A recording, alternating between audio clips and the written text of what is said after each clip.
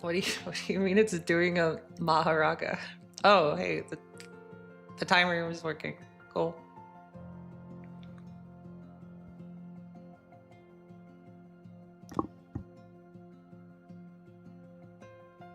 Hello. Welcome back to the stream.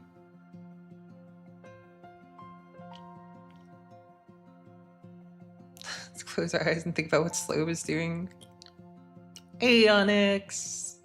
I'm glad that you made it. Okay, so the command doesn't work, but the points command works. Weird. Lobster, you can try to redeem the Twitch point. Oh yeah, I've been flipped. I can finally be flipped. It's real. I'm back to normal. Hi. The technology. I'm gonna turn off the stall timer. I'm not stalling anymore. I'm talking. Is this peak? Yeah. I just have to figure out how to get us to work on YouTube now.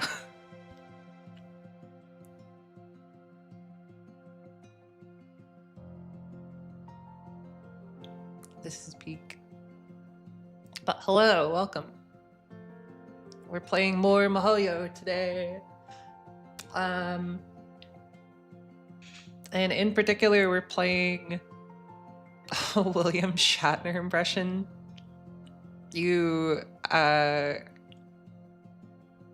I could probably do a William Shatner impression. That's not that hard. But still, I'm not doing it. What was I gonna say? Yeah, so we did chapter 1. So this time we're gonna do the chapter 1.5 parts, and then the main parts of chapter 2. Hi, Astral. Hello, Kuro. You only got to. I turned the number down. Wait, you got 60? I feel like that's still too many. I don't know. I have to play with that.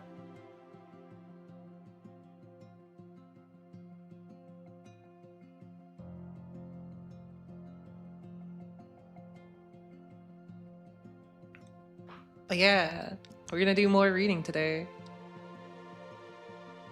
Why does my Twitch say my stream is unstable? That's scary. How long is the cooldown? I think it's like 5 minutes. I don't want to be constantly flipping upside down.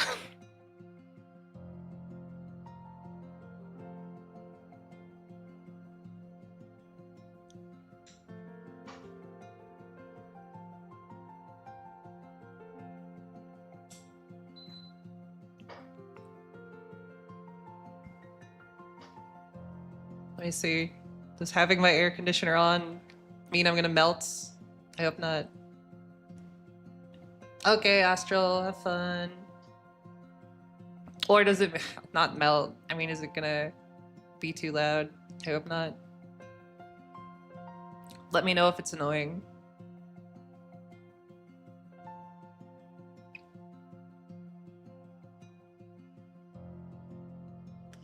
But yeah, let's get into it. Let's chill out. Do some reading. And hopefully not get nuked from orbit by Tight Moon in case they don't like me reading the extra stuff, because I think I also saw things that say don't read things in the archive, but I guess we'll find out together.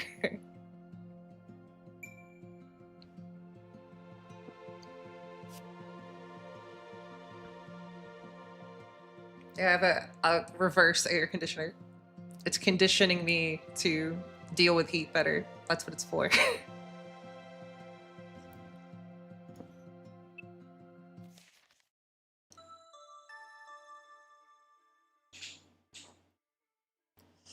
Morning in the city moved incredibly fast. It made one wonder If it was even a morning at all, with people so bright-eyed and bushy-tailed.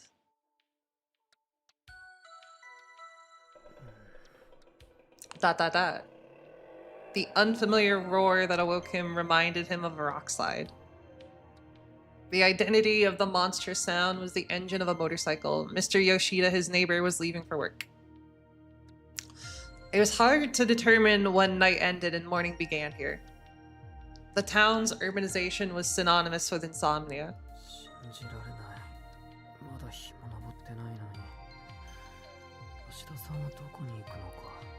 Oh hey, Lich. Already it's barely sunup yet. Where could Mr. Yoshida be going so early? He sluggishly lifted himself off the floor. He caught himself starting to survey his surroundings out of habit before deciding better of it, and made his way to the washroom. There, he poured himself a cup of water and slowly gulped it down. Having been relegated to well water until recently, he found the convenience pleasing. Pleased was definitely the word that best described how he felt.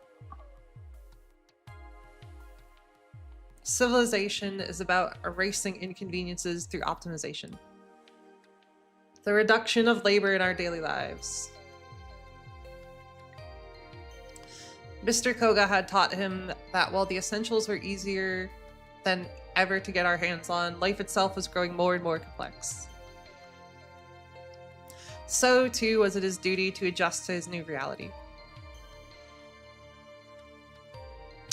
As a distant relative of Sojiro's father, Mr. Koga had taken Sojiro in, even though the boy had been little more than a stranger in his life up till this point. Okay, that's kind of what I figured. I assumed that that was the POV that we're going off of. Mr. Koga had helped him get registered at school and find an apartment to lease. Though he had insisted that Sojiro handle his residence card and register his change of address by himself. The series of procedures proved exceedingly difficult for Sojiro, but knowing that this was part of his new city life, he did his best to complete them diligently. While they may have a reputation for being a stickler for the rules, city offices aren't all that bad. It was the first thing Sojiro learned after beginning his life in the city. 2 weeks had elapsed since he left the countryside.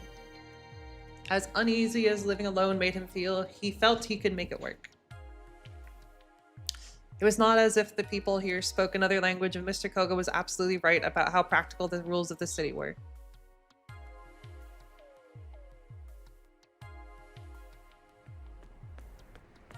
Sojiro continued down the hard but surprisingly walkable path. Before work, he jogged in the park to pass the time. Even exercises like this offered lessons for Sojiro to learn. Hey, Fiat. Welcome. Each passing person was a new face to look at.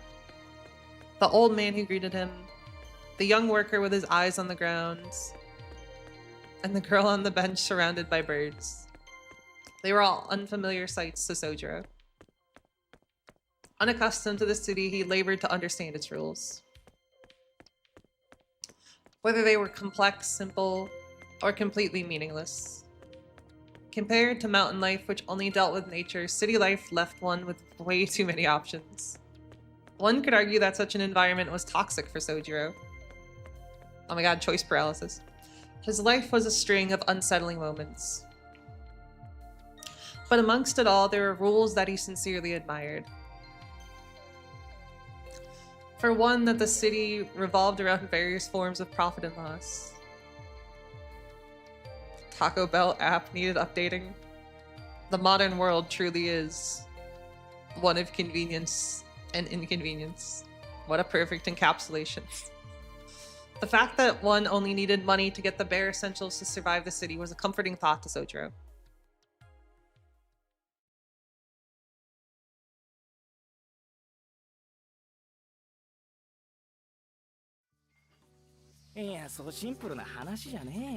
Hey, not everything's that simple. Money is just a symbol. It's the other stuff that truly matters. Money ain't that different from those free shoulder massage coupons people hand out. And it's not like the food they buy. It's not like the food you buy with a 10,000 yen bill won't turn out bogus. Look, money can't buy you happiness. You get me? Maybe. Maybe. Are you for real, man? I can't believe you right now. One day you're happy to break your back working a full day for a measly 4,000 yen. The next you're elbow deep in dirty dishes saying it's all about the money. What's your major malfunction? No, I think that the current system is kind of amazing. To be honest, I never realized how limited bartering can be. Anyway, Kinomi, you're gonna drop that if you're uncareful. Crap. Damn, that was close. If I break any more, it'll be my head next. Money can buy you out of sadness. True. Help for you are here. Are you okay, Kenrolly? Thanks for the save. So what did you want to talk to me about? It's money, isn't it? That's very true, Onyx. Exactly. I learned my lesson the hard way, but now I know that it's better to have more money than less. That's why I'd like to work even more than I am now. Hi, Derek. Are you for real? You already wash dishes like a machine. Didn't I just say how money can't buy happiness? Love can, but act right up. What's the water? Why is the water so cold? Say we should probably get paid more for washing dishes in the winter, huh? It's cold, alright, but nothing I can't handle. Mountain water is so cold it hurts. I didn't mean it was ice water you kick. That thick skin of yours can be real annoying, you know that. For someone who couldn't even work a cash register 4 days ago, you sure got comfortable working for the man. I guess money really is everything. Power of capitalism ain't nothing to mess with. Damn, you called it, Dickie. You were right on the money. No pun intended. Shut your pie holes, part-timers. The door's right there if you want to quit. I don't have the cash to waste on deadbeats. The complaints and chopsticks flew at them like a storm. This mess of a Chinese restaurant manager was a stubborn man who was willing to let minors work for him and didn't shy from violence, even if it was directed at the son of his lifelong friends. Sojiro felt that this is what Sparta must have been like. Look, he's angry. We need to work harder. Bonita. True, Lich. Money is very loud. Money doesn't equal happiness. That's true. I'm happy because you're here, Lich, not because you consistently give me $20. Thank you, Lich. I appreciate it. What was I saying? Wow, your nose get any browner yet? Me, I'm trying to make the most of my teens. Whatever, right. This is like the most accurate. Oh my god, this is like the most accurate working in a restaurant fit I've ever seen. I take it. Hey, Ryu. Should meet Karen.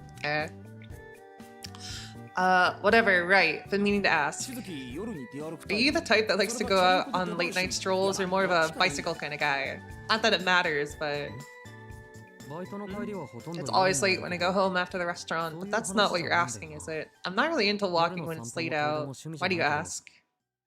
I love money.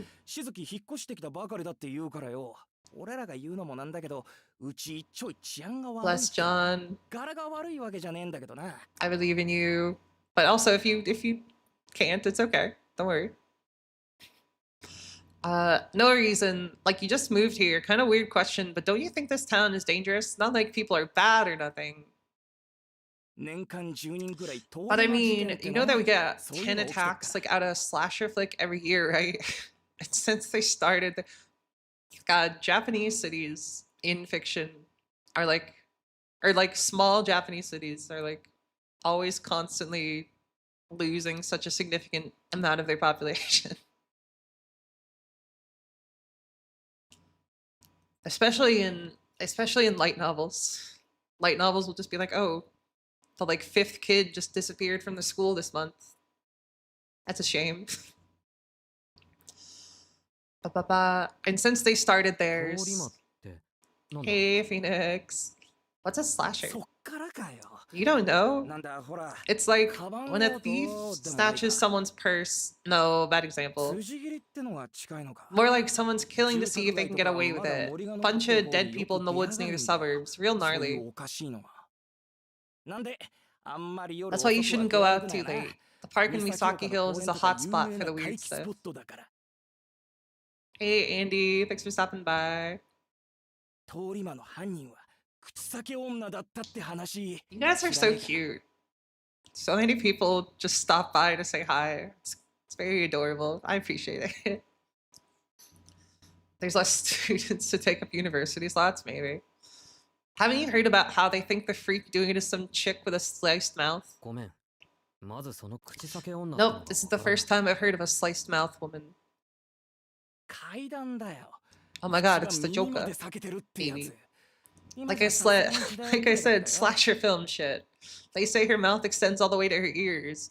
It's a pretty old school kind of urban legend these days. How did it go again? There's a woman in a coat who asks, "Am I beautiful in the dead of night?"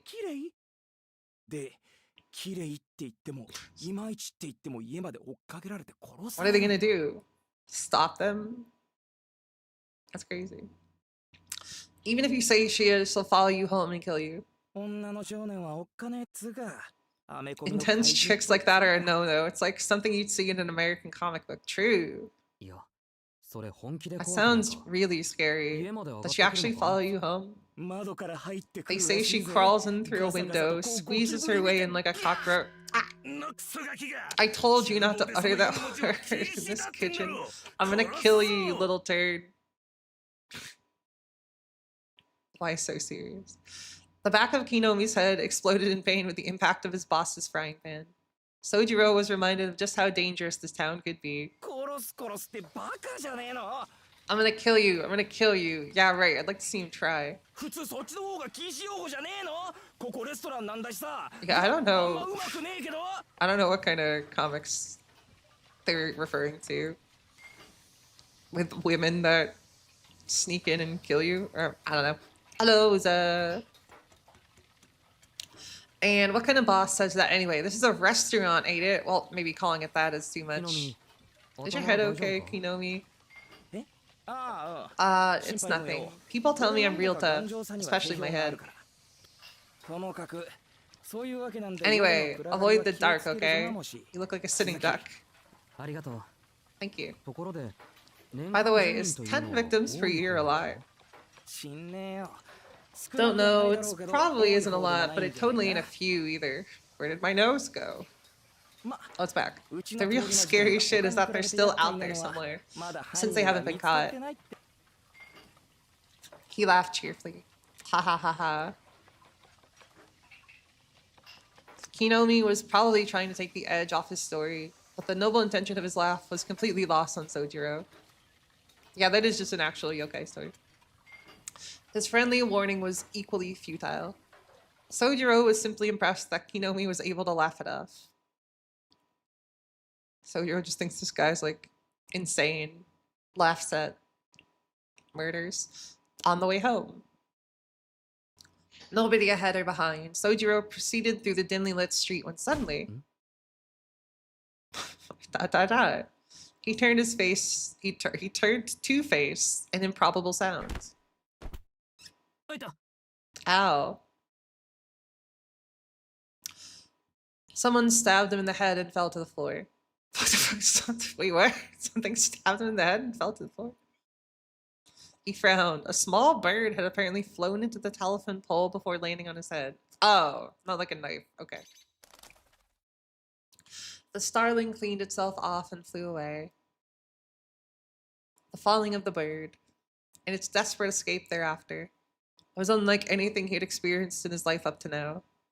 Most of the townsfolk would have seen the incident as unlucky, ominous, or even sinister, but Sojiro just nodded and went about his business.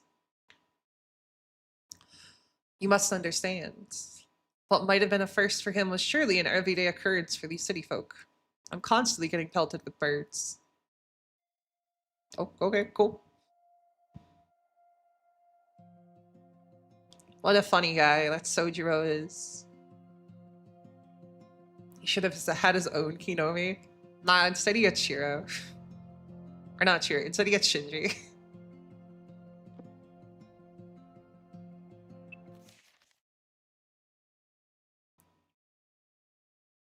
It's the 80s. That's what you do. All you do in the 80s is tell people to not stay out late, and then they do anyway. I'm home. Alice, you here yet? I got some stuff from the arcade while on the way home from church. They're Iseo Rice crackers. You want to share some? Her voice reverberated through the foyer, dyed in the colors of the setting sun. It was 5 in the afternoon when Aoko, still in her school uniform, cheerfully returned home. She had finished her student council duties and attended her monthly meeting with the church. Welcome back. I see that the meeting went as planned. The voice was coming from the second floor. In contrast with Aoko and her boundless energy, a considerably calmer girl descended from above. There are some complaints, but all in all, it went well. Our problems are ours alone, so I decided not to get them involved. You okay with that, Alice? I'm like the MASH of VTubers. I guess that's true. That's fair. That's a fair conclusion. Yes, I'd ask for their help in a pinch, but they can't be trusted. We'll call on them to clean up the mess, as usual. Agreed. No one likes to have to keep looking over their shoulder. We can't fully commit to this if we're worried about what's going on elsewhere. Well, I can, but you don't have time for that, do you, Aoko? Tap, tap. I don't. Okay. With the graceful sounds of her steps, Alice entered the foyer. As she did, Aoko's eyes were directed towards the skylight above. The glass is kind of dirty. I wanted to discuss that. After today's business is concluded, that is. Are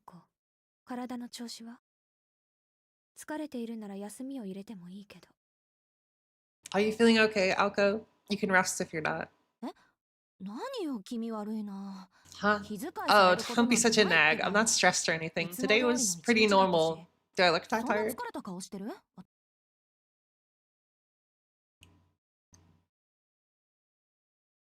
As school activities went, today's were a breeze.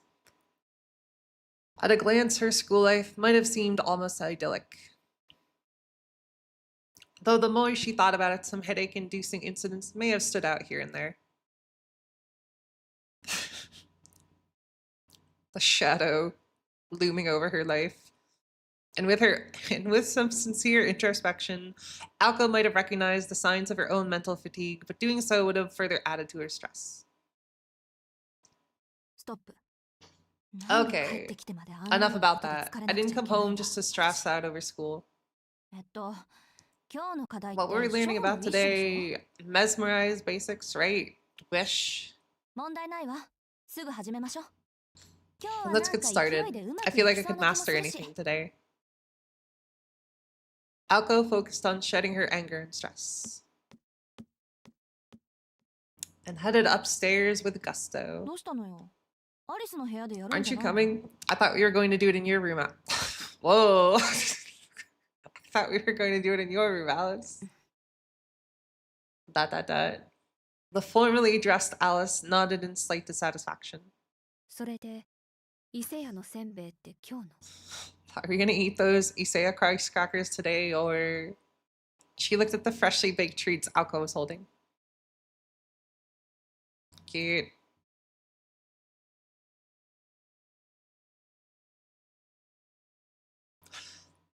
In the end, their lesson took place after Alice had her cup of tea. For an apprentice like Aoko, Alice Konji was the kind of roommate and teacher that was hard to come by. If she insisted that Aoko rest to preserve her health, Aoko had no choice but to comply. The lesson was over after 2 hours, so the two finished the dinner they had prepared and decided on a change of venue for where they would spend the last hours of the day. The sunroom was next to the drawing room in the east wing of the residence and offered a view of the beautiful grounds.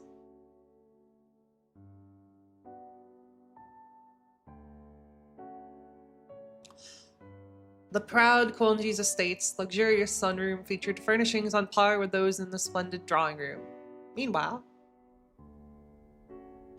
来年の夏はジャングルね。この分だと。 it's gonna be a jungle come next year's summer. The grounds outside had fallen into disrepair, neglected by the odor. ねえアリス、庭掃除専用の Don't you have any トライとかないの？ landscaping employees lying around, Alice?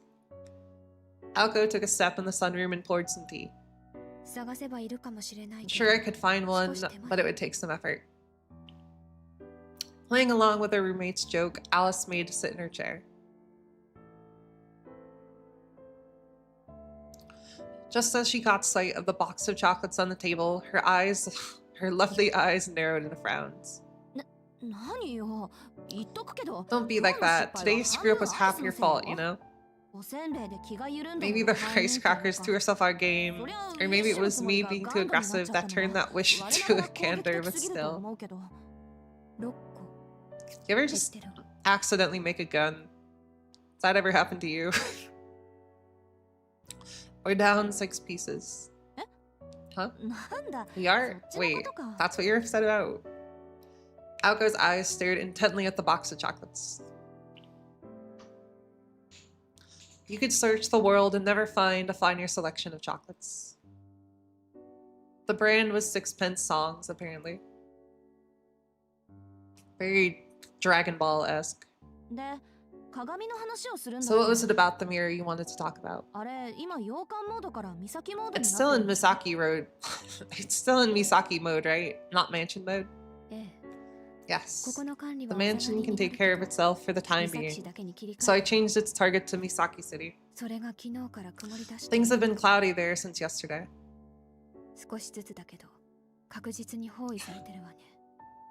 It's bordering. That's all I can say, Phantom. It's bordering. Now I know for certain that with each passing day, the forces arrayed against us grow. You mean there's more of those things? There's the one who was captured, and I've witnessed 2 other suspicious types. One in the city and one in the woods outside of town. Is it too much to ask that you could be wrong just this once? Which one is causing the biggest ruckus? The one in the woods. I'm getting close to capturing it, but it knows it's being watched. It's not taking the bait. I love how the first, 1.5 chapters has just been all vague posting. It's very fun. I see. You want to go after it tonight? To go after it tonight, one simple suggestion that would change the course of her life forever. It was no overstatement to say that this was a roll of the dice that would decide whether she had the moxie to survive the experience of jumping out of a plane with a torn parachute.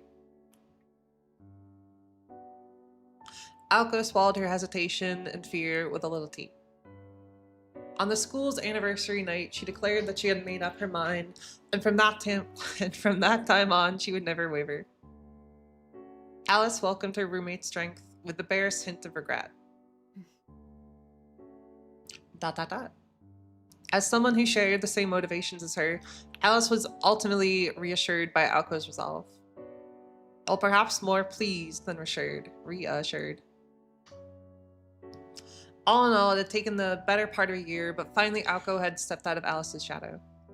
I'm doing alright, Dennis. I hope you're doing okay too.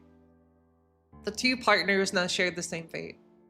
Alco was not the partner Alice had asked for, but a partner nonetheless. Strangers, worlds apart.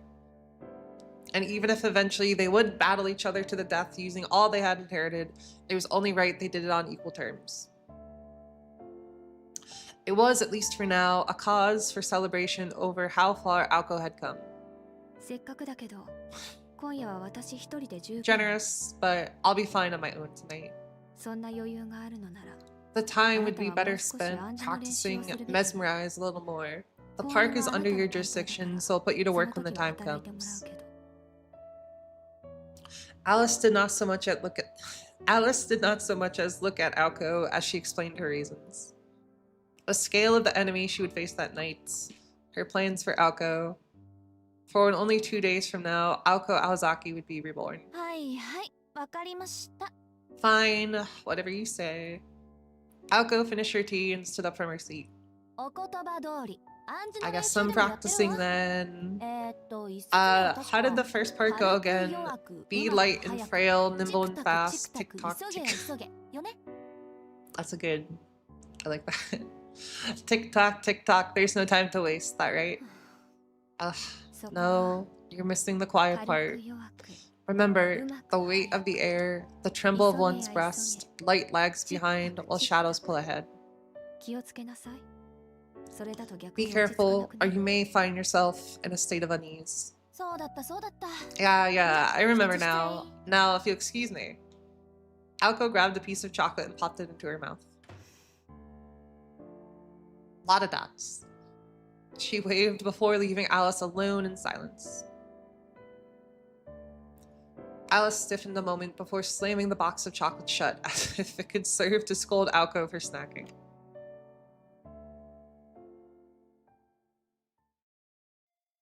Cute.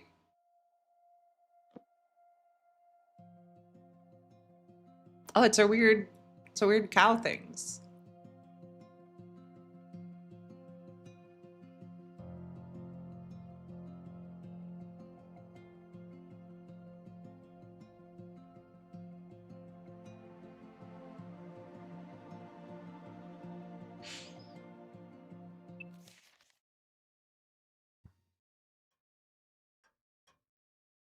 Oh my god. It's here. The moon that we've been promised. Oh, it's gone.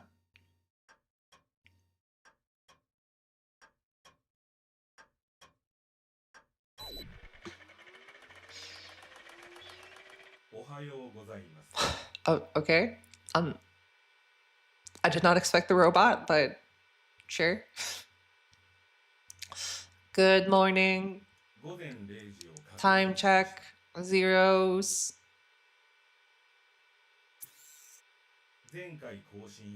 24 hours since last update. Running backup. Transmitting log. Commencing local scan. Running atmospheric analysis. Nitrogen, nominal. Oxygen, nominal. Argon, nominal. Carbon dioxide, nominal. Fifth theoretical factor, multiple anomalies detected. Local space-time discrepancy detected. Conclusion, contact, class 1 threat. Shifting perception range from subjective to objective. Shifting autonomous circuit to reserve power. Shifting diagnostic circuit to main power. Shifting view mode. IR filter inactive. I filter active. Now it begins. Initiating combat log. Oh, master, preserve me from harm. Weird. I did not expect a robot. Misaki City was a thickly wooded area. Urban development continued unabated, but Mother Nature still drew breath in its outskirts. Wise old trees had been turned to lumber. Their leaves had begun to turn to mulch. Even though the birds who curiously tilted their heads had moved on, the verdure lived on, a testament to its enduring strength. What does that word mean? That's a new word for me. Hold it. Let's learn. Verdure. A noun that means fresh, lush, green vegetation or the green color of flowery, flourishing plants and grass. That makes sense. That's a neat word. Cool.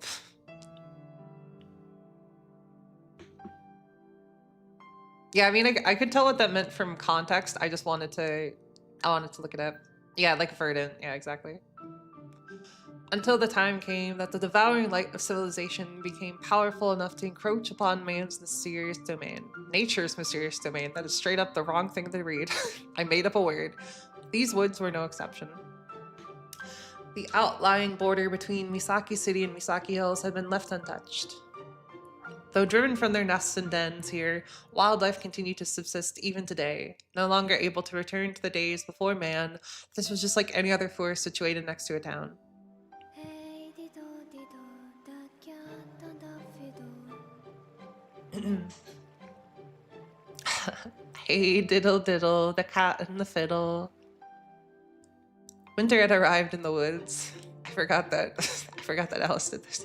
The chill cut like a razor. The icy air so thick that it could reach one's bones. Exposed cheeks stiffened, and wisps of breath formed swirls in the air before disappearing. It was 1 degree above freezing. The cold snap penetrated every nook and cranny of the woods, from the ground to the trees to the wildlife. The cock jumped over the moon. The little dog laughed. The cow jumped over the moon. The little dog laughed.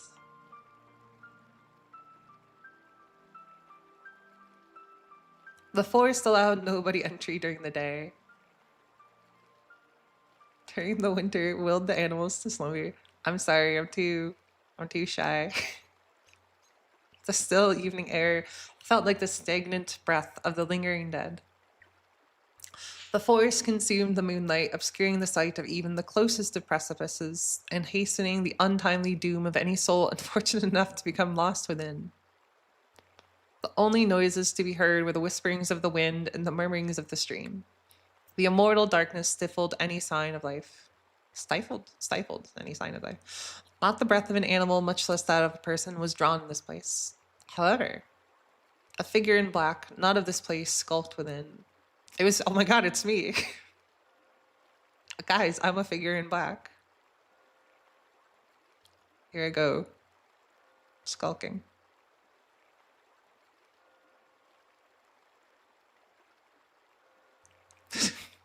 What am I doing with my life? It cast the tiniest, frailest shadow, or cast the tiniest, frailest of silhouettes, like a small boat lost in a sea of fog. Its trepidatious footsteps echoed through the woods. It is really good. It's a very cool descriptive style. I like it. There, exiting the veil of trees, was the unmistakable likeness of a young girl. To see such cleft under dish run away with the spoon. To see such craft in the dish ran away with the spoon. Someone's here, someone's here. There they are, there they are. Who can they be? Who can they be? I don't think I have the tiniest, frailest silhouette. Are you hungry? I'm starving. Which one should we eat? Let's eat them both. You take the left. You take the right. We must welcome them. We must entertain them. After all, we don't often have guests. While we're at it, the stomach and the tibia. It's not often we get to chew the fat. Whoa, bars. The shadows in the trees laughed ominously. A hallucination, an illusion, or perhaps something real. The shadows frolicked in time to the girl's pace. Come, come. Deeper and deeper. Did you remember to rig the dice? Loaded innards they have. Nibbled around the edges they be. Just remember, don't roll that vital 6. Ugh. The girl knitted her eyebrows. She heard voices and felt the presence of things that should not be. Scary enough to frighten this particular girl? As if. Her tightly pursed lips portrayed not a hint of fear. The girl walked of her own volition. If she had truly felt fear, her legs would be frozen. Deep within the trees, she was perfectly aware of the two humanoid figures stalking her through the still night air. I saw them, I saw them. They're coming, they're coming. Give up. There's no going back. We warned you. It's your fault for staying.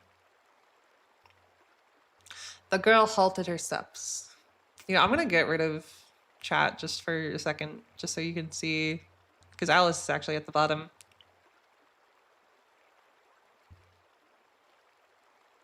The racket from the accompanying voices died in turn.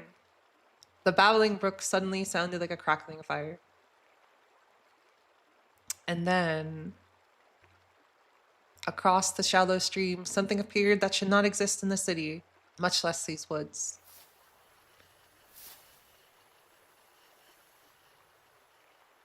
I don't hate you. Here, I'll get rid of myself too. See, now no one's there. We're gone. We're both gone. How about this here, chat? You guys can. I got rid of you for a bit, so I'll stay away for a little bit, and you guys can have the screen. I hope that's okay. Good evening. I don't suppose I could speak to your master. The girl addressed them calmly. These men with the Glasgow smiles creeped through her like... Wait. This is a weird sentence. These men with their Glasgow smiles creeped toward her like two slugs. I see. Simple graveyard ward, sent to be the lookout. My mistake. I should have entrusted this to Alco. However, the one grinning man stood still. The other, shaking violently as if unable to contain himself any longer, turned toward the girl. Alco still has a lot on her plate. Although you far from look the part, you seem to be on the level of a fully fledged mage. I'm coming back. Her black outfit stirred. In her right hand, she held a vitreous cat, blacker than the deepest night. I'm back, don't worry. Question mark? The two Glasgow men let out a yelp of caution and incoherent fear. It was at this moment that they finally bared their intent and emotion. Farewell, my guests. Since this will take but a moment, I offer only a goodbye. I could see it. It would make a cool screensaver. The two shuddered at her words. I'm back, eh? They had no mouths, nor ears, or brains to begin with. For creatures like these, words were redundant. All that existed was the present. For these soulless creatures, fears and hopes were nothing more than an unimaginable future. Then what could be this feeling of foreboding they felt? The spine-chilling miracle, I swear I can read, I'm so sorry. The spine-chilling miracle that would rip them to pieces not moments from now.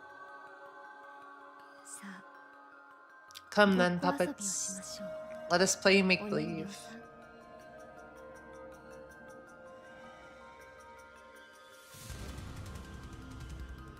Her song sounded like a bell echoing through the white woods. This music is really cool. The girl's voice vanquished the frost that had gripped the trees. Then...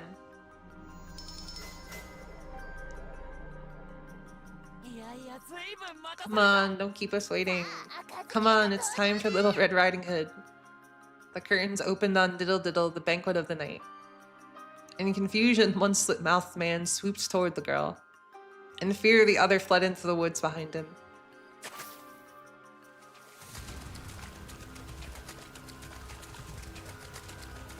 The deformed humanoid darted forth, kicking up water as it rushed the girl. She already knew what this fiend was. The grinning figure had scissors for hands and a demon's heart.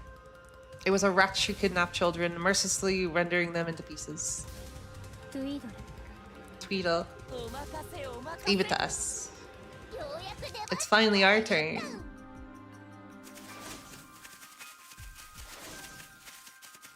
The piglets bounded and rebounded like paddle balls. The stuffed animals, over 3 feet in length, jumped and weaved their way past the trees.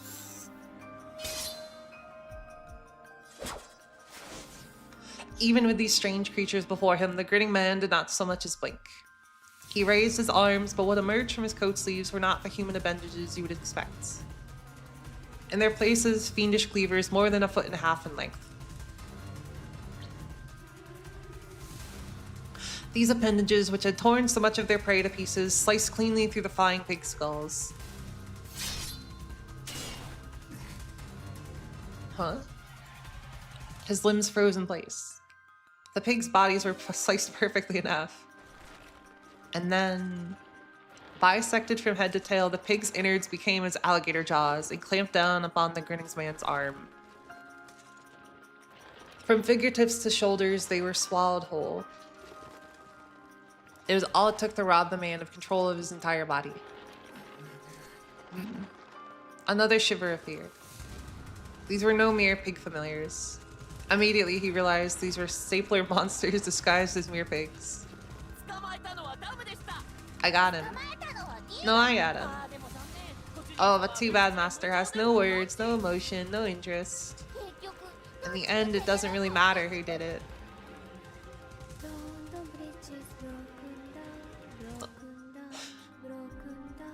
London Bridge is broken down, broken down, broken down. I don't know why I even read that. It's already in English, but whatever.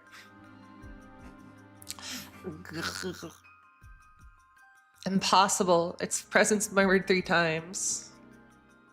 Not possible. Not possible. Not possible. Talking pigs were one thing. Even if having one's arms chomped off was in the realm of occupational hazard. In an instant, the wood was enveloped in a dense wave of magical energy. Though vexing, it was still impressive. None of these facts were particularly extraordinary. These rare familiars, their bizarre attack, the sheer innate magical energy to overwhelm others. He had experience with all these things. His employer was skilled enough to achieve all of this as well. However, what now, what now? How long should we hold him like this? Even a blink of an eye is too long. Let's take an arm. I'll give you a good price if you pay me in pounds. What were there? Not vessels. Not living creatures. Not being powered by magic circuits. Even though only his arms had been bitten, none of his body would move. It was nothing like being bound or weakened. This feeling... Whoa, thank you, Ryu. Thank you, Ryu. You're way too generous. I appreciate it. I guess I'll take a moment because I'm stopping anyway. This is really cool. The amount of like cinematic they can add to a visual novel is super impressive.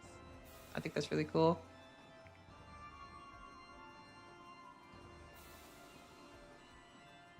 Well, yeah, it's normally falling down.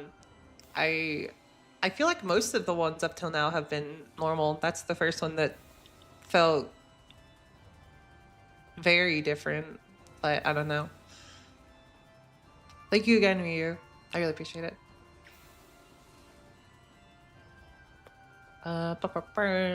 This felt more like he had become words we were in the book, fated to keep to their page.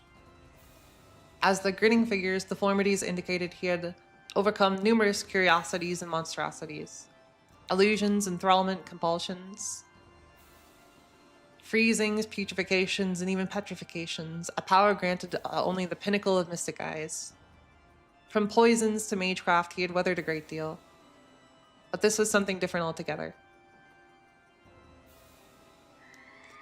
The penalty that bound him now was based off different principles from blood, flesh, oxygen, or heat. It was unknown restraint that followed no rules he knew. Indeed, though it was terrifying to admit, there's another version where it's broken down. I mean, that would make sense, yeah. I wouldn't be too surprised about that. It was as if he'd encountered something alien to everything in this world.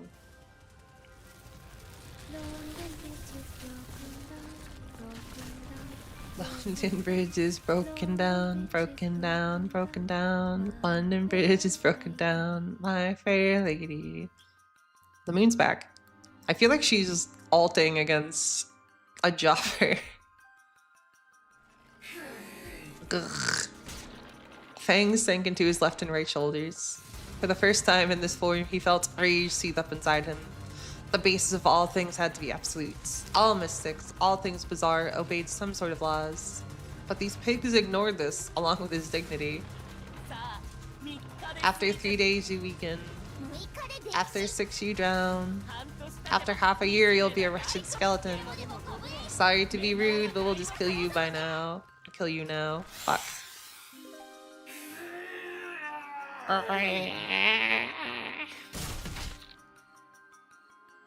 To howl. Though he had no voice, he let out an exasperated scream. What a convenient function to be able to detach your arms. So at least in this version of the VN, this is actually chapter like 1.5. Like that's how this categorizes it.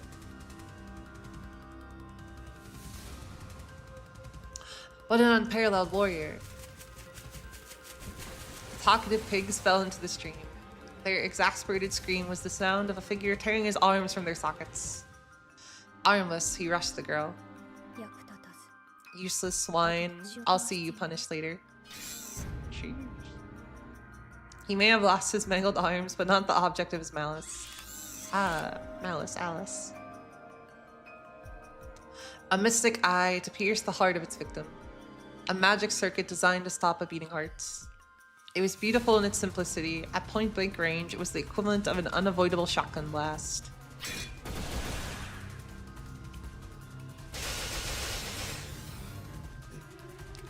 That looks so cool. But tragically, that eye was all you had.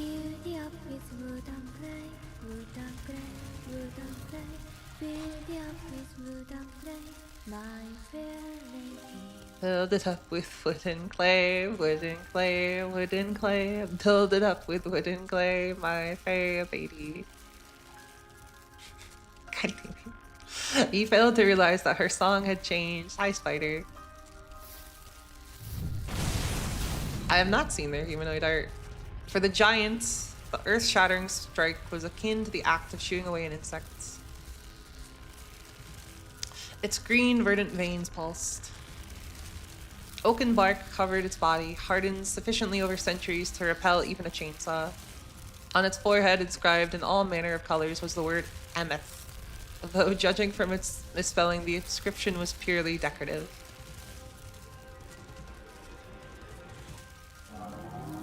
Damn. The Thames Troll.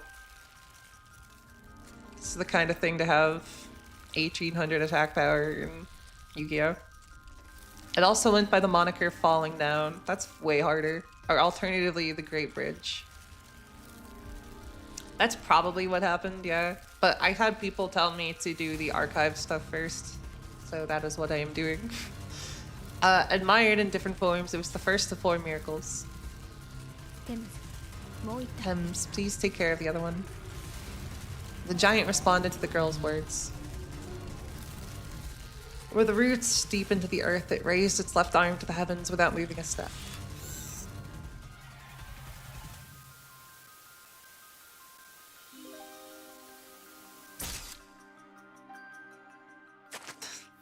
I am Groot. I don't know how to read that. Elsewhere in the forest, the grinning figure who had chosen to flee the battle was running through the night forest at full speed. Record. I was trying to figure out if that was record or record. Record and provide a detailed description of the enemy. Those were the orders assigned him. He poured all of his energy into escaping this forest with which he had become so familiar. In case of emergency, the plan was for one to challenge the enemy, while the other made a tactical retreat in order to report to their master. He dashed through the forest. Though gripped by fear, he was confident in his ability to perform the mission he was designed for. Nothing could catch him in these woods. Even the wolves could not track him. His bird-like legs thumped as they kicked the ground. Perhaps it was his creator's eccentric taste that dictated their form when optimizing them for running. The grinning man could reach a maximum speed of 45 miles per hour, well past the limit of any bipedal creature. After securing a distance of several miles, he turned around to confirm his safety. There was no sign of pursuit. His crescent mouth, nay, eye, slackened in relief. And then... After facing forward once more, he looked up to lock eyes with his doom. London Bridge is broken down, broken down, broken down. London's bridge is broken down, broken down, broken down. In the distance, he could hear the dark rhymes of Mother Goose. Countless vines extended from the ground. They formed into a monstrosity that conjured up images of an arced bridge, something resembling a giant arm.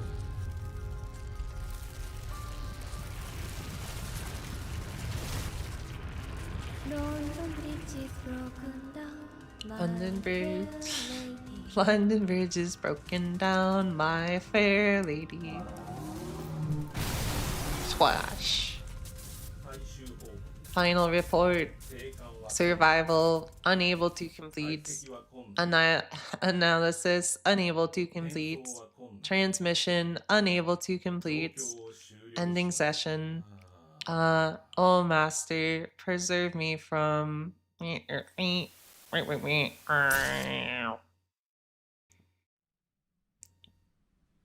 was sick.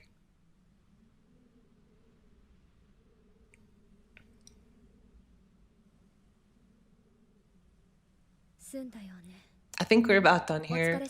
Well done, Thames. Fuck! God damn it. I said it the wrong way. I said it the right way and I was proud of myself, but then I said it the wrong way. Fuck. Aura loss. Huge aura loss. Well done, Thames. You can return now. Hopefully our next encounter will be more worth our time. She wholly on my night until I witch. True. The girl turned on her heel. The invaders who had set up shop in the woods were eliminated. She had no interest in whether they had been good or evil, nor how many victims they had claimed. The shackles of civic society held no sway over her. This was the way of a pure-blooded witch, the way of a mainster? Mainster? Mainster.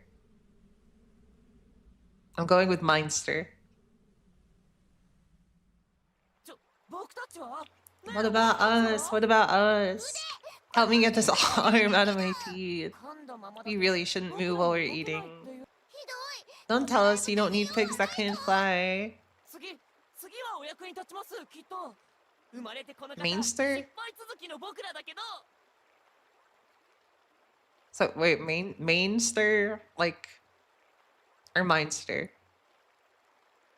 Okay, Mainster is one, Mainster is two. Mainster. Okay, thank you. Wait, how the fuck do you know that, Fortune?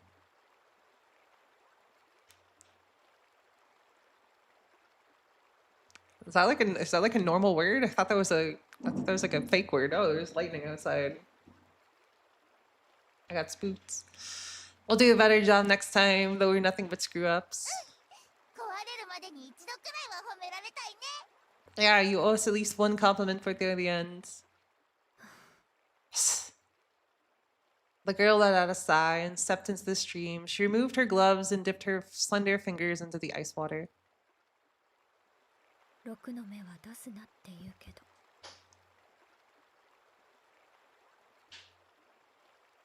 Worcestershire.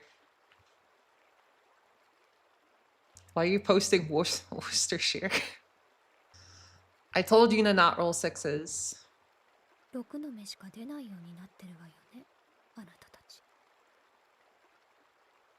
I'm thinking of the cheese. Munster? I like that. We could just call her Munster. That would be funny. Oh yeah, it's German. I don't know. But I suppose it's the only number you can roll. There was no responses to her melancholy tone. In the place of the once boisterous pigs were 2 black dice, now sitting in the palm of her hands. As the girl was about to say something to the scattered remains around her, she realized something that made her put a hand to her mouth. The farewell is over. Should I have asked them if they had any last words? Worse, sister? Her slender, pale fingers traced her lips as if reluctant to part from them. Yeah, Worcestershire. That's what I said. Sighing again, she calmly left the dark woods the same way she had entered. Only rolling 6s is pretty sick. I think it's because they're weighted die. I think that's what they said before. Yeah, see, chapter 1.5. So I guess I lied. I hope we get to read chapter 2. I don't want to be a liar. Let us rewind to a moment in the recent past. The scene took place on a Saturday morning in early December.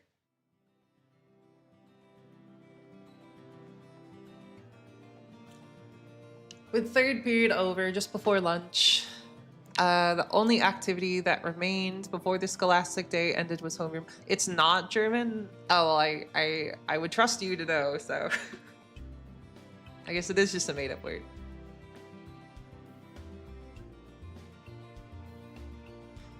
Two of Class C students, Sojiro Shizuki and Hosuke Kinomi, were standing outside on the balcony overlooking the schoolyard. They were stuck waiting for their homeroom teacher, Mr. Kazuki Yamashiro, and could not leave until he arrived. The rest of their classmates were chatting idly in the classroom. Class A's Tobimaru Tsukiji. Class A's Tobimaru Tsukiji was killing time alongside them. The listless trio discussed their weekend plans as they leaned on the verandas. Really? You working at the Bear this weekend, Kinomi? Like hell I am. Who the hell works till Sunday? I'm going out tomorrow with some chicks from Class B. At least that was the plan. They said they're grounded or something. So, in other words, you failed again. Jeez, kick him in when he's down, Shizuki. Please, even the most airheaded chicks know better than to accept an invite from your dumbass. Crash and burn all you like, but don't drag Sono-G into the fallout. Will you? Oh, that's where you guys got the nickname from. Oh, I see. I'm learning. Well, excuse me, your majesty, you're one to talk. Word to the wise, Tsukiji's heart is as black as they come. In his mind, he's like, you know those labels they used to separate the trash? This dude used them to label people. You're either useful to him or you ain't. Yeah, I figured that. Speaking of which, I know this is a bit out of the blue, but what do you think about Kinomi Tobimaru? I played the event. Yeah, I played the event. Well, you know how the country is going to stop collecting oversized scrap for free soon since it costs too much to dispose of? That's because of people like him. Damn, bird. What kind of nonsense is that? Who throws out big stuff like cabinets when you can make good money off them? The future is grab and go, you know. Just look at how rad those disposable cameras you can buy at convenience stores are. Looks like the times have finally caught up with my idea of consumer culture. So Kinomi's working this weekend. What about you, Tobimaru? My time is coming, just watch. There's some business to attend to on my end. I'll be entertaining a guest to my father's, giving a tour of the city, stuff like that. Friggin' rude! Don't interrupt a dude when he's talking. I was gonna say, I'm gonna be watching my kid sister. I ain't helping out at that crappy Chinese restaurant. What about you, Sono-G? You working tomorrow? No, no plans, but I am going to work at the amusement park after school today. What? Magic Kitsy Land? Seriously? You're tougher than you look, Suzuki. I heard even the judo guys who work there bailed. It can impossibly be worse than carrying boxes for X-Fed, right? Well, okay, not that bad. Damn, that a-hole Yamashiro is taking his sweet time. Look, Class B is already leaving. Looks like it. You know, I don't want to pull this card, but we'll just have to call him. We can't let Sonoji be late for work. And as if by design, the moment Tobimaru Tsukiji stood up warily from the balcony railing, the school's PA system chime rang. Sojiro Shizuki, Class 2C, please report immediately to Mr. Yamashiro's in the faculty room. I repeat, Sojiro Shizuki, Class 2C. An awkward silence fell upon the free. After a long 5 seconds, Sojiro said goodbye and headed back inside.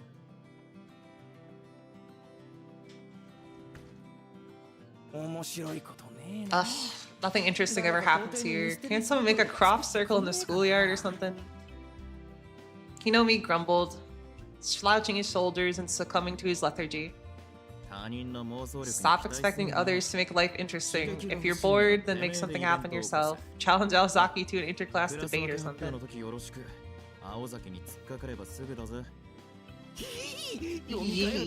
Suffering ain't interesting. Scrapping with the prez is asking for it. I said interesting, not terrifying.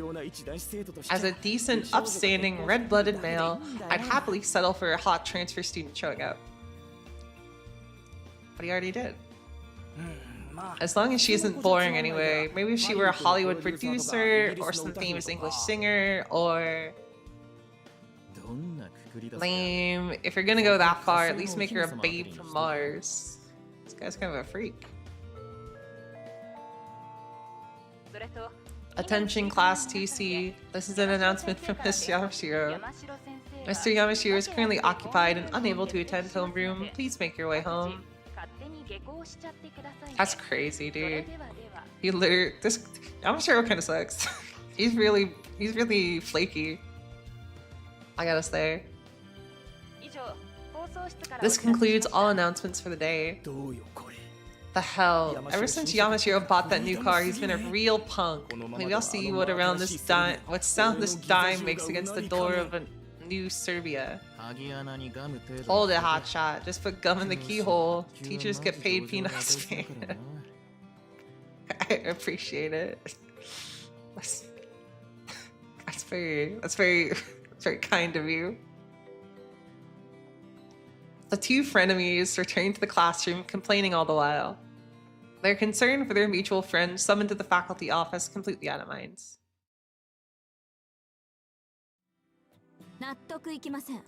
I don't agree. The school allows for students to hold part-time jobs.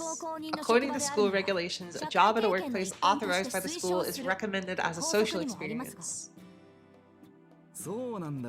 That's true, but in his case, it's a matter of going too far. What if, let's suppose, he were working somewhere without permission, somewhere that might be violating the labor standards law? That would spell trouble for both the school and for him.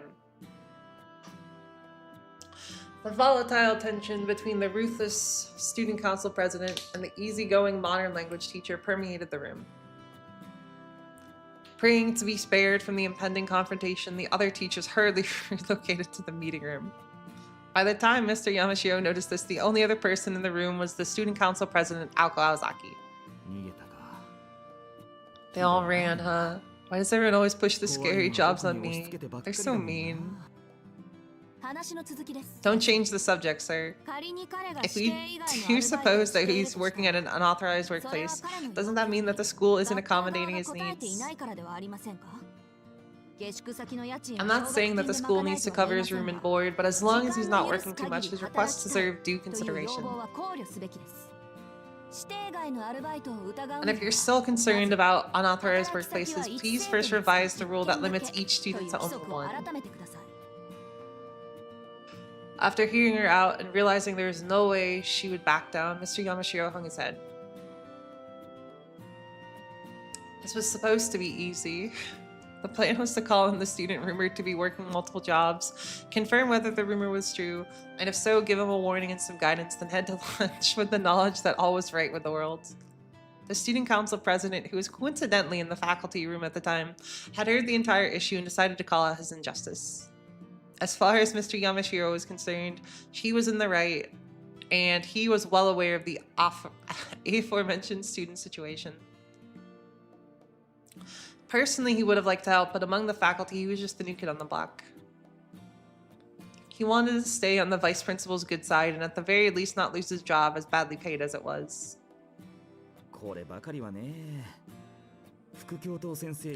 Look, this was a warning straight from the vice principal. I can't do anything more to help. I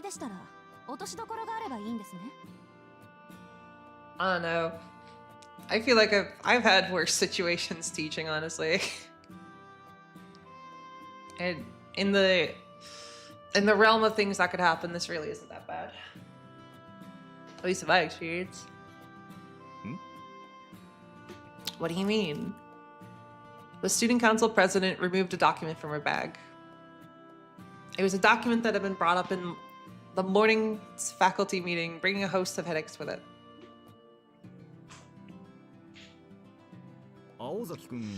Miss Aozaki, that's not the... Yes, this is the Ida Church's volunteer registration form. There's 0 applicants again this month, a fact that would certainly bother a devout Christian like the vice principal. Even this morning, he was lamenting over students' lack of faith. I can't deny that, but what I'd really like to know is how you became so well informed of the content of this morning's faculty meeting. Mr. Yamashiro scratched his head, but his eyes were smiling gleefully. He had figured out the student council president's objective. So I'll scratch your back and you'll scratch mine, is that it? Work conducted on the church's behalf is done on a voluntary basis, but still compensated in some form, and is officially recognized by the school as a form of social study. Damn, that's a pretty good deal. Get paid for it? Yeah, she is actually a good student council president. The vice principal will be overjoyed to have a participant, and in the event that said volunteer is already employed somewhere else, the school's permission will be extended to both. Considering the precedent, I find this to be a good compromise. Mr. Yamashiro raised his hands in surrender. There were few students able to both raise a complaint and propose a proper solution. Perhaps it was her big sisterly disposition that made this girl so simultaneously, holy moly, feared yet trusted.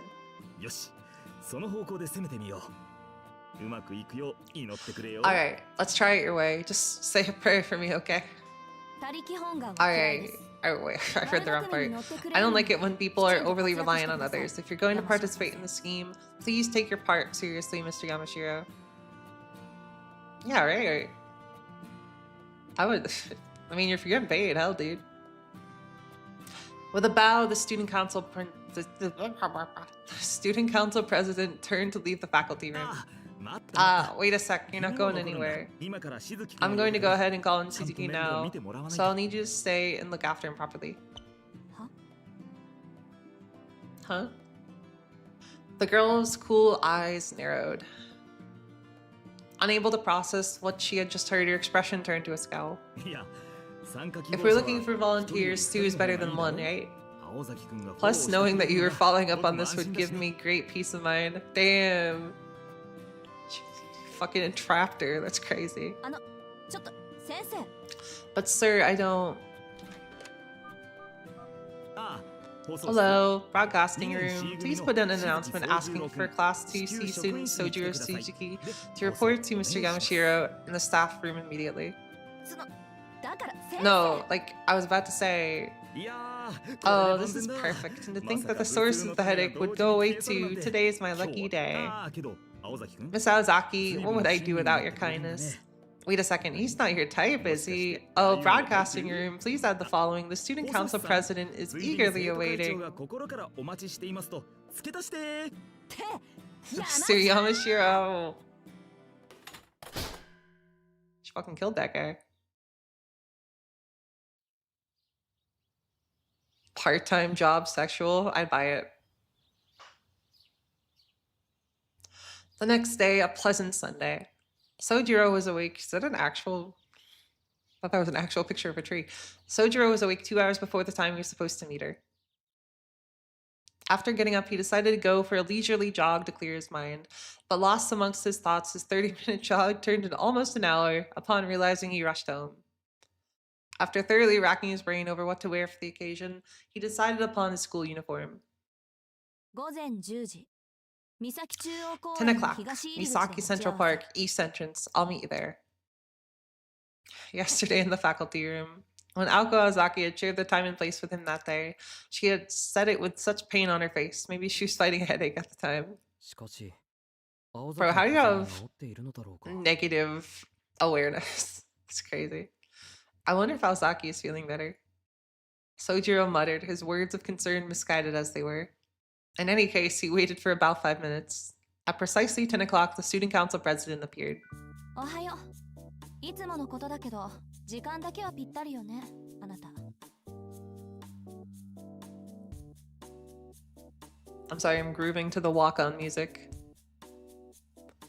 Good morning, punctual as usual, I see. ひどい顔ね。 What's wrong with your face? Are you sick? No, I think I feel fine. He waved off her concern. You're wearing your school uniform. Of course I'm wearing my uniform. This is a school activity, isn't it? A heavy weight of despondency fell upon Sojiro's shoulders. But you're wearing your uniform, what? The angsting over his outfit for the previous 2 hours had been rendered meaningless just like that. Oh, okay. Fair enough. Who's your favorite 40-year-old goat? Who's 40 years old? The duo, clad in their school uniforms on a day off, walked by the train station. In the beginning, Aoko had made efforts to give Sojiro a thorough lay of the land, but today she only shared the bare minimum of explanations. This was partly because, surprisingly, Sojiro had become well accustomed to the towns. Which restaurants were good, which shortcuts to use in a rush. Aoko? I see. And why the nearby what the hell are those? Jesus Christ. And why the nearby bicycle shop was better than the department store by the day. I'm closing my eyes. I'm resetting my brain. In fact, here, I'm gonna take a sip of water. I should be able to read the word bicycle.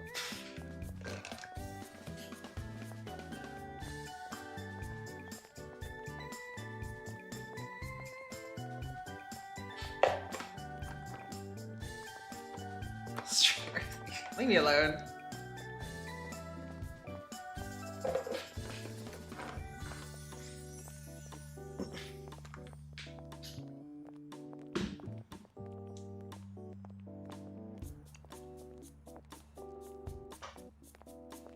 It's pronounced bicycle. Shut up. And why the nearby bicycle shop was better than the department store by the station if you wanted to buy a bicycle. Things a local would know. I hate all of you. But the other reason was that it had dawned on Aoko how the two of them conversing might look to passersby. On a different topic, do you mind telling me what kind of work we'll be doing today?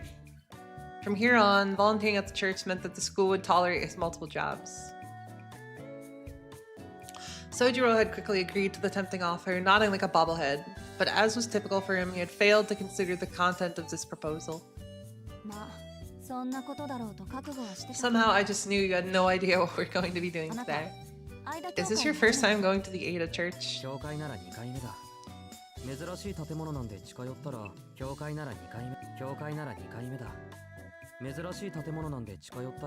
Whatever. This is my second time. The last time was because I was outside admiring the strange architecture and the person inside gave me some free candy. Dude, Sojiro would literally go into the white van. Oh my god. He pondered with all sincerity how exactly a church worked. His contemplative posture made him appear the part of the philosopher, but after all his thinking he concluded, I guess they start taking your money on your second visit. Such was the extent of Sojiro's concerns. Ida. Okay, yeah, that's why I was trying to go back and play. I was like, I think I'm saying that wrong. Normally the church only gives candy out to children, you know. Aoko sighed at the loss of the lamb. でどんな人に会ったの？ So who did you end up meeting? The priest? One of the sisters? A very beautiful woman as it happens. じゃあユイカさんの方 Oh, Sister Yuka. 今日会ったら Then if we see her today, you'll need to thank her, or then again, no あんた need. のことだから You're doing just その fine in 後 that きちっと department してる anyway. だろうし仕事の話なら簡単よ As far as work goes, it's not much different from what you've been doing at school, so it must show it should be あの straightforward. 教会 And considering the church's size, there's actually not a lot of people. Alko picked up her pace as they headed for the church. Somehow she seemed like a general invading enemy territory. It made Sojiro furrow his brows in discomfort.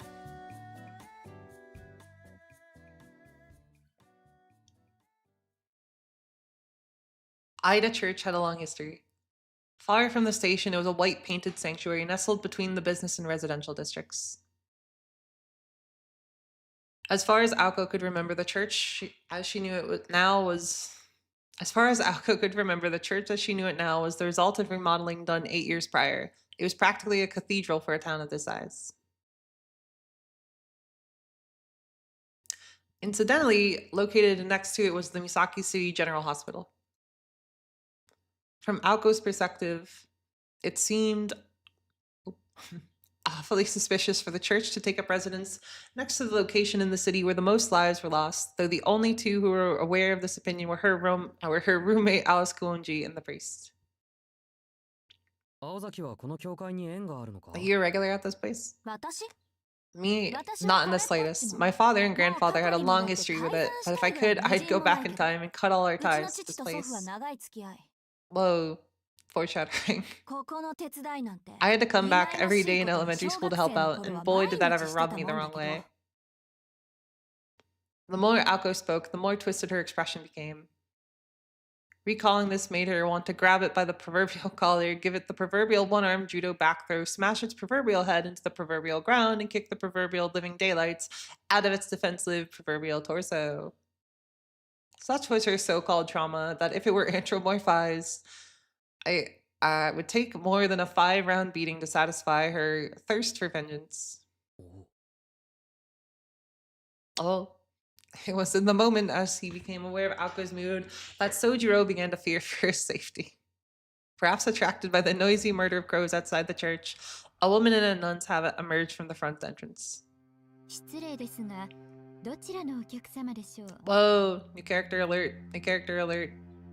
Excuse me, do you have business with the church today? 教会は暴力 I'm 団 afraid 関 this 係の church does 方は not ご遠慮いただい associate て with おりますので criminals, so if you would be so kind as to あるい consider は coming another day, or perhaps return once you've repented of your sinful ways and paid for your crimes to society, you can.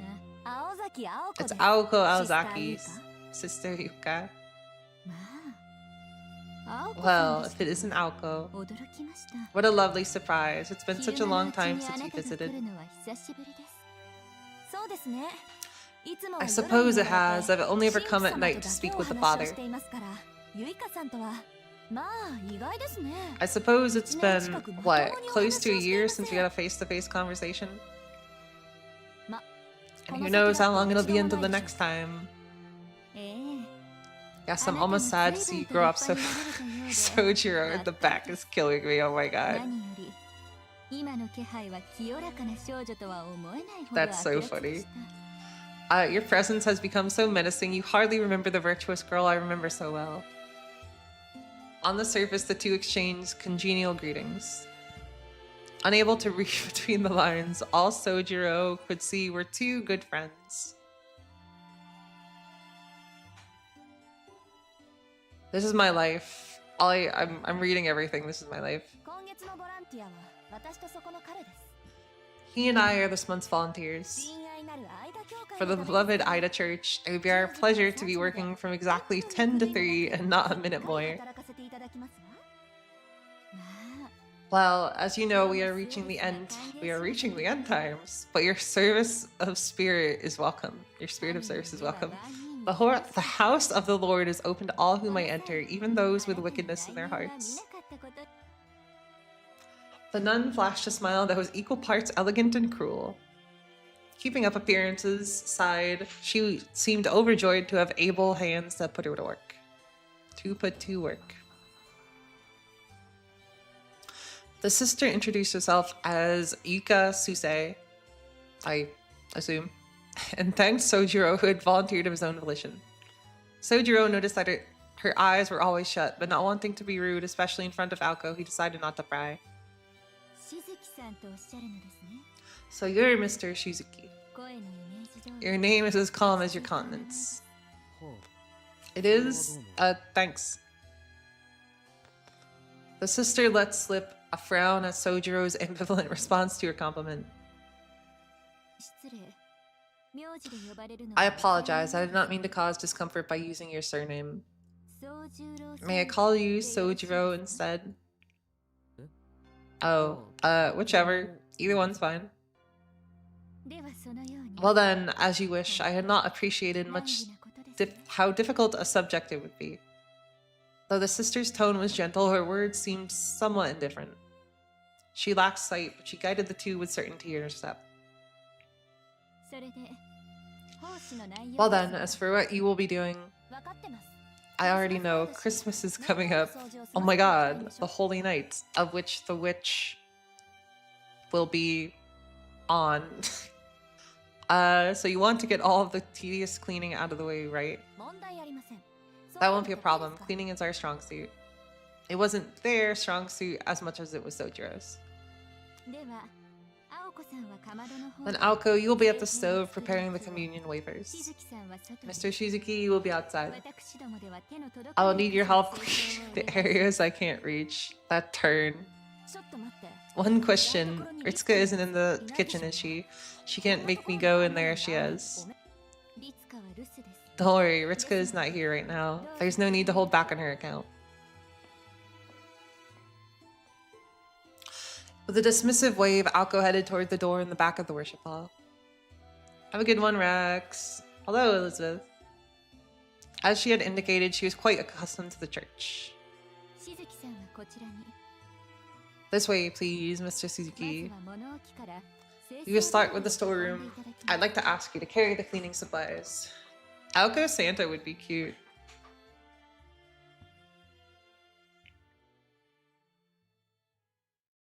This one is so much longer than all the other ones. The work entrusted to Sojiro did not require any particular skill. It was window cleaning at its most standard. Should I clean all of the windows? Yeah, no, clean half the fucking windows. What are you asking? Yes, start with a wet rag, then wipe with a dry rag, then use the cleaning spray. Is the ladder tall enough? Hello, Creamy. Oh, it looks like it might be a little short. Then just clean what you can reach. Thank you very much. I'm glad you're having fun, Shade. After the brief exchange, the sister returned to the church. Sojiro began to wonder if it was out of distrust in him that she was being so curt. He understood that it was too soon to glean an answer from their first meeting, but then again, such answers always eluded Sojiro. Left alone, but no less encouraged, Sojiro began cleaning the windows. I have a deep cut question for you guys. Does anyone know Amelia Bedelia? Is that a name that rings any bells for anybody?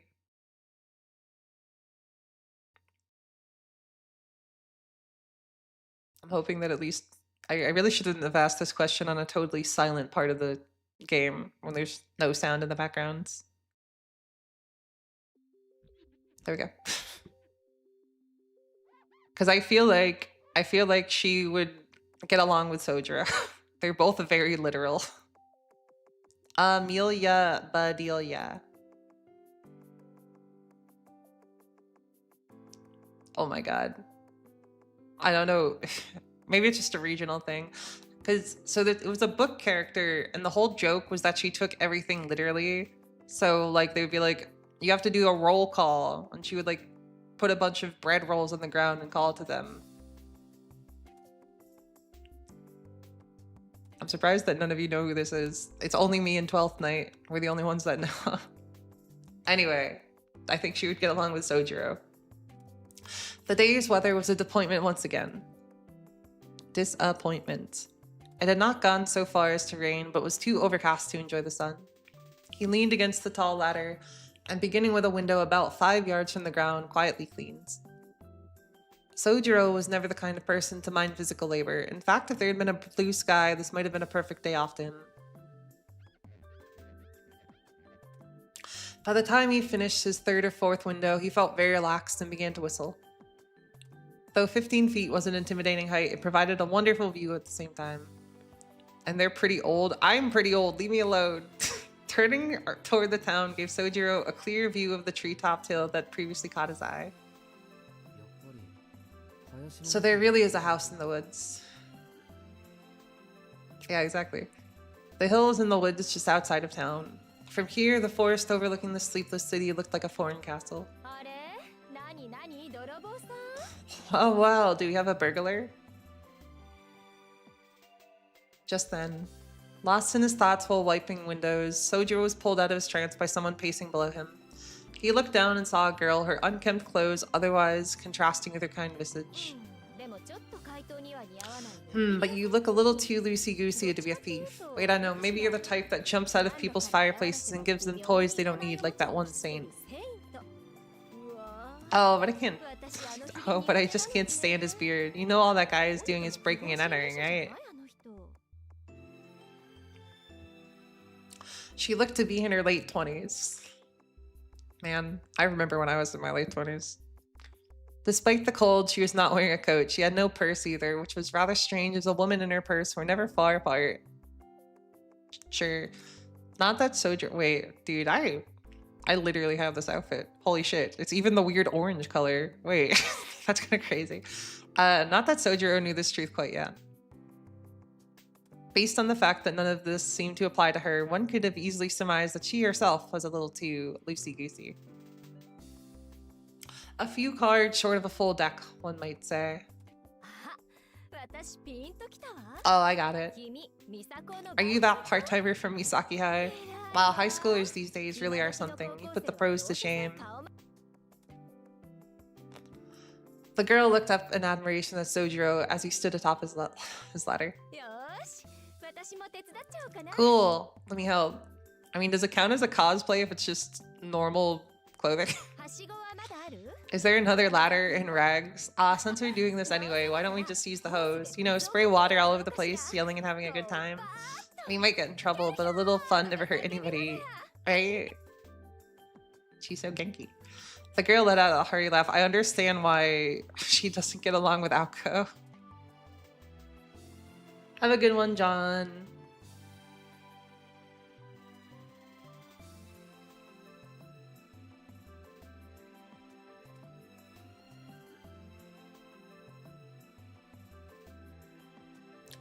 Her smile glowed like a cactus that had sprouted legs and began to run about.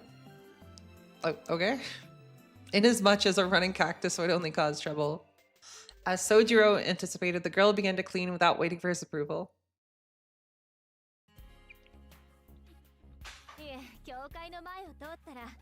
So I was walking by the church and I saw a figure stuck to the window. A daylight burglary seems pretty bold, I thought, but my curiosity got the best of me. Imagine my surprise when I saw such a cute boy working as diligently as a window wiping expert. You can't blame a girl for wanting to help out after seeing that, can you? Wiping the window next to Sojiro, the girl continued to chatter cheerfully. Is she also standing on the ladder? Although this was all kinds of suspicious, Sojiro politely followed her lead, nodding and agreeing as she spoke. Perhaps it was an instinctive camaraderie. He sensed this girl was just like him, always getting the short end of the stick when it came to menial work. Wait a second, have I had a fucking... Has this been like off-center this whole time? Wait. Oh, no, it's not. There's just a weird... Why is there a black bar on only... Whatever. So are you from the church? Me? No, I was just passing by. More importantly, why are you acting like we've never met before? Don't you remember all those times we met in the shopping mall? Did she get a second letter? I guess. No, when did that happen? All the time, silly. You work at that restaurant. You Tatsu? Wait, what? Otatsu. You work at that restaurant, Otatsu, right? I was there several times just this week. I'm oh right. I'm Hanazawa. What's your Jesus Christ. This is the final boss of Gaslight Gatekeep Girl Boss. Hanazawa took a quick glance at the flower bed below in the middle of her introduction, then gave him a friendly laugh. Sojiro's self-introduction, however, was his usual brand of awkward. Sojiro, huh? Your name's cute, in an old-fashioned kind of way. The ju in your name means 10, right? Names with numbers in them are so Japanese, don't you think? Do you know the priests and sisters here, Eri and Yuka? Their names sound so foreign. I don't know Eri, but Yuka was the woman with the pretty dark hair, right? Oh, so you haven't met the priest yet. Aida Church is famous for its handsome priests and beautiful sisters. You know... Oh, that's right. You just moved here. You're living on your own, right? Yeah. You're really sharp, Miss Hanazawa. You seem to be pretty good at guessing things about me. It's called deductive reasoning, silly. This town doesn't have much to do for fun. Certainly not enough that a kid like you would need to work this much. Normally you just need one job to cover spending money. You don't seem like the materialistic type either. I will have to evaluate his handsomeness once I see him. Which leaves living expenses the only wholesome reason for working this hard, right? Then again, it isn't very wholesome for a student to be paying for his own room, board, and tuition. Not necessarily. Don't they say he who does not work doesn't eat?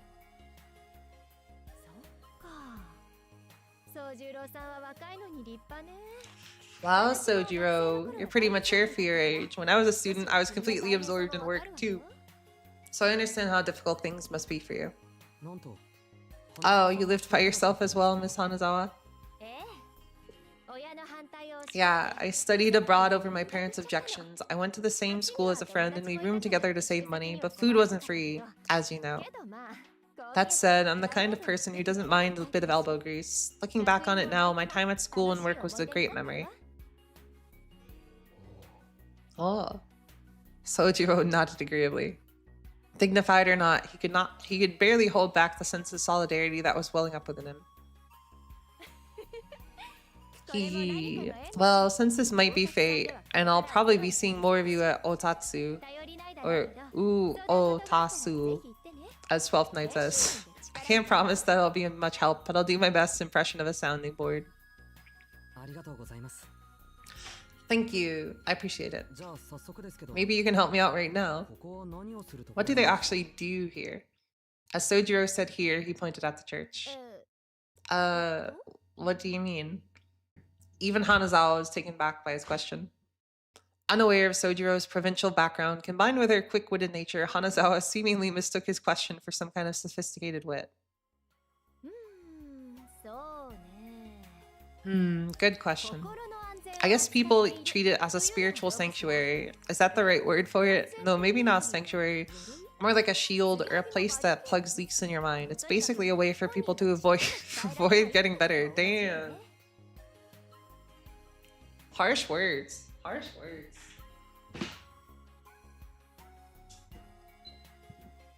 Is this screen flashing, glitching a bit? I've been staring directly at my OBS source this whole time and I don't see it doing that, but if it is, then I honestly don't know what I could do, if I'm being honest. They fight vampires and officiate Holy Grail wars. Wait, you're right. That is what they do.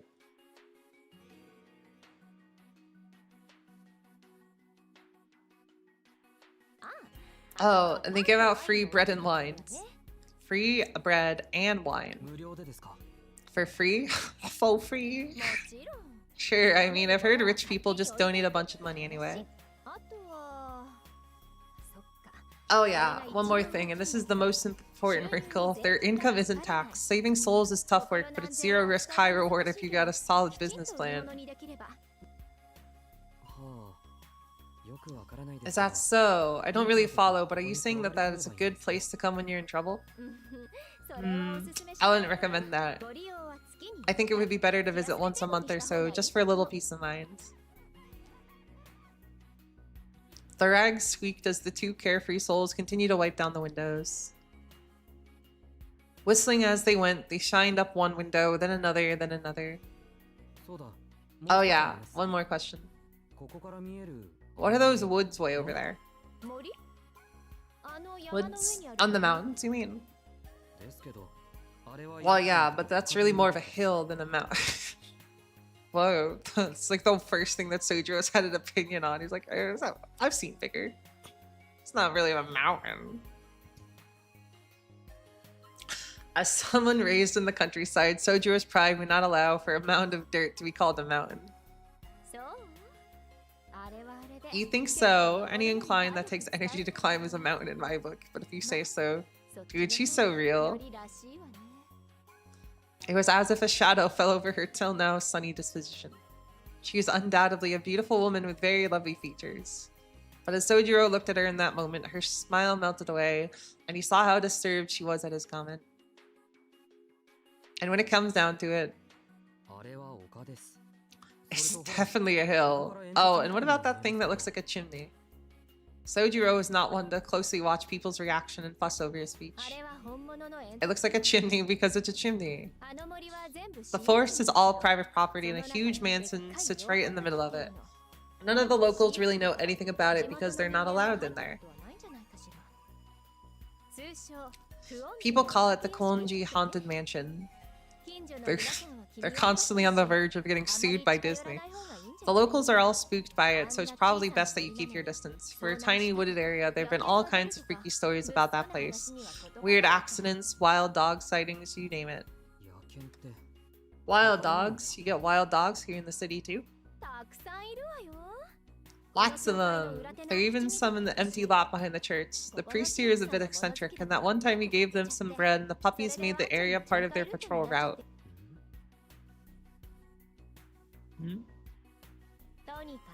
Anyway, don't go up there. You know what they say about idiots in high places? It's something of an unspoken rule around here to stay out. I feel like I'm blocking your face. Hold up.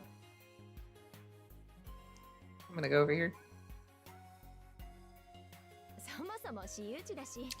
For one thing, it's private property. If you trespass, someone's going to call the cops, and then you're going to spend the rest of the day getting grilled at the station. That doesn't sound like much fun, does it? Sojiro nodded along to her story as she stared at the far-off chimney from his vantage point on the ladder. A teeny tiny part of him was curious about the hill because it reminded him of the woods where he grew up, but after reminding himself that it was none of his business, he returned to window washing. I'm a little teary.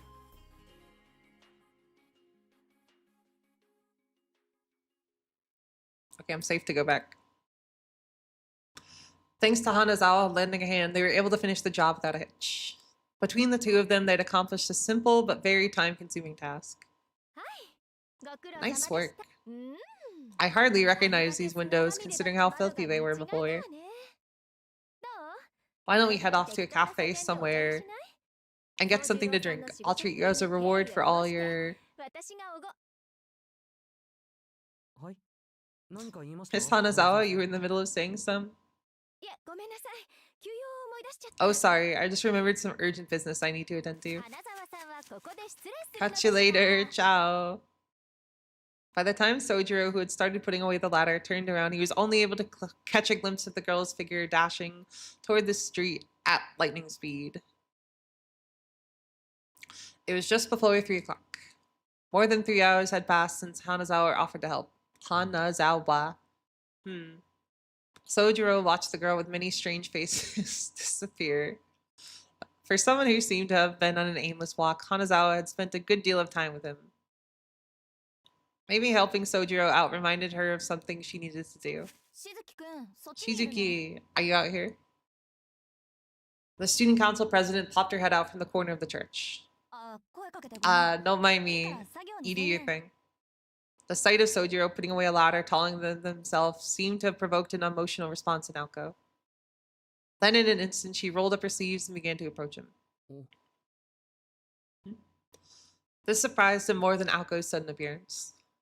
Ignoring Sojiro's bewilderment, Aoko promptly began issuing orders.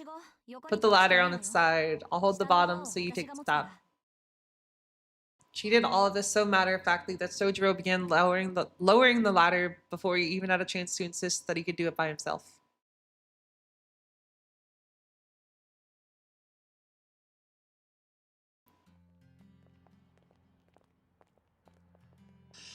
With work finished and the sisters' thank you gifts in hand, the two put the church behind them. Since Aoko apparently had something to do around the station, they decided they would walk together until they got there. You're a really hard worker. Beneath the orange-tinged sky, Aoko spoke more as though she was expressing her thoughts out loud than striking up a conversation. Really? Coming from you, Aozaki, that's really nice to hear. Sojiro gave her an earnest smile. But then again, he had been beaming ever since he received his pay, so the source of his joy was not so clear. This is still a side story. We're still not in chapter 2. Not so fast. You still got a way to go, Buster. That doesn't get too carried away. So don't get too carried away. You're only just breaking even, if that. That's what I was saying. This one is so much longer than all the other ones. You're not going to go back on... You're not going to get on my back about school, are you? That'll really spoil my mood. Sojiro hung his head dejectedly. Even if his school had been going really well, school was still a bust. Even if his job, excuse me. Exams were one thing, but even classwork was something he had found himself falling behind in. Why do you hate people with bad grades, Aozaki? Well, dealing with lame brains is certainly tiring, but that's beside the point in your case. And don't let this get to your head. We're not friends, okay?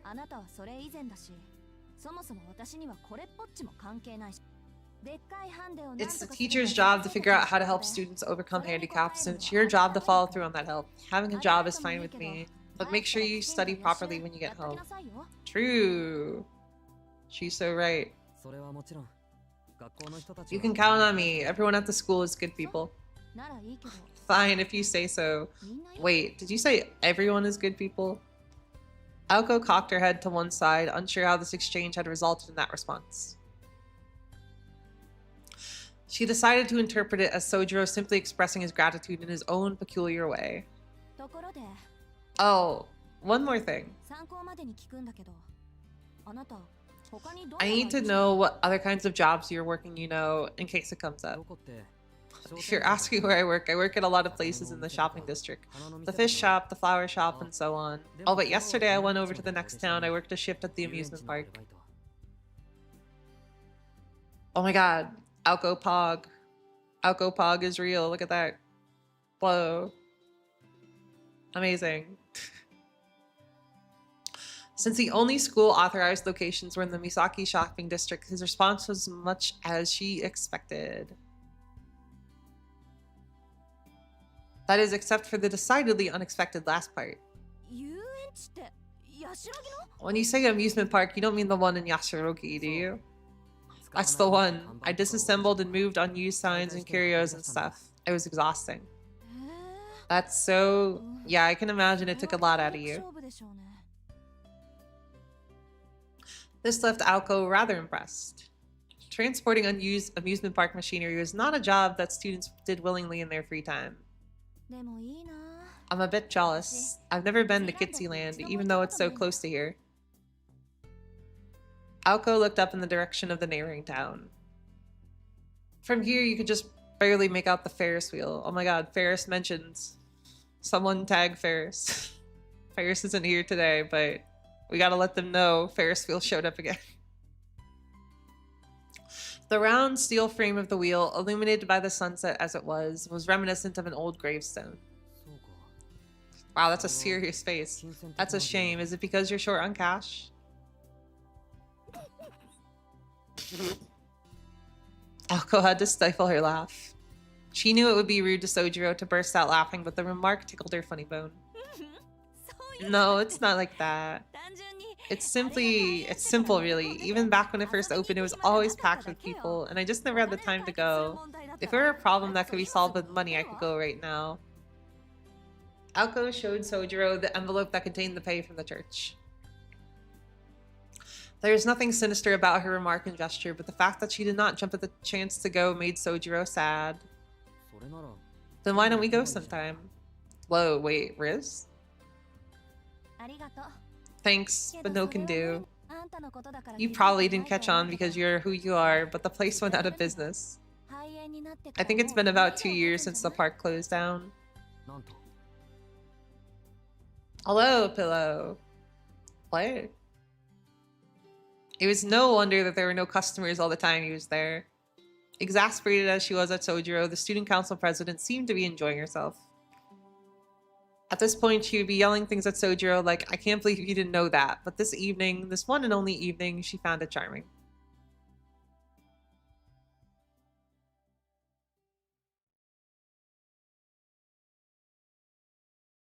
They parted ways and Sojiro returned home to his apartment, immersed himself in his studies, and before he knew it, it was time to go to work.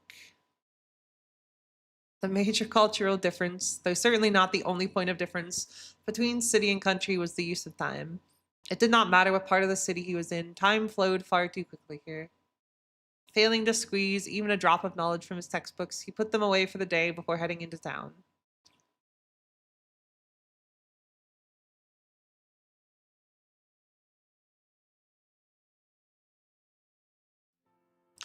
The night grew deeper as today turned into tomorrow. Sojiro reversed his collar to protect his neck from the bitter cold and began to make his way back home. Not a soul to be seen, no dogs scrounging for food, no late-night shoppers. Why would there be? The solitary convenience store in the area closed at 11 o'clock. He mustered what little energy he had to take in an especially deep breath. Man-made landmarks lined the deserted street. Garish blue fluorescent light, brighter than the stars above, illuminated the darkness. An unconscious sense of anxiety stirred within him. 情けない Get yourself together. It's normal for the night to be scary. A chill crept up his spine as he attempted to mask his weakness with words. Stay out of the dark. Stay away from deserted places. Whether it was for some deeper reason or perhaps the fact that he's looked so helpless, everybody he had met in his life seemed to warn him with these words. そうは言ってもしょうがないし Did knowing that ever help anyone? What did that even mean, stay out of the dark? Nowhere in this city was without light. Everywhere, from the bustling train station to the remote residential areas, was illuminated by artificial light, not least the main roads. Scary was scary, but this kind of fear was of a different sort than what he'd felt in the mountains. The most likely source of his fear was the fact that this place was governed by starkly different rules. The way in which the city meted out justice was terribly imbalanced. And to the provincial Sojiro, his lack of familiarity with the laws of the land terrified him far more than the dark. In the mountains, retribution came swiftly to those who broke the rules. Take a game trail, for example. Those who unwittingly trespassed on the animal kingdom's domain would, as a matter of course, be savaged by the native wildlife. Accordingly, in Sojiro's mind, an offender paid the price for one's mistakes immediately. It was not a matter of who punished whom, it was simply that the one who broke the rules would mean instant, tangible retribution. He felt that, in this regard, the laws of the city were far too ambiguous. One could meet their demise without ever knowing whether one was in the right or wrong.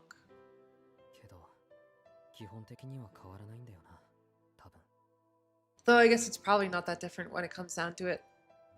To put it simply, retribution was delayed. To take the analogy a step further, back home in his village, no one individual had been given the responsibility of maintaining order. In the city, however, someone was put in charge of punishing lawbreakers on behalf of the kind-hearted citizens who lived there.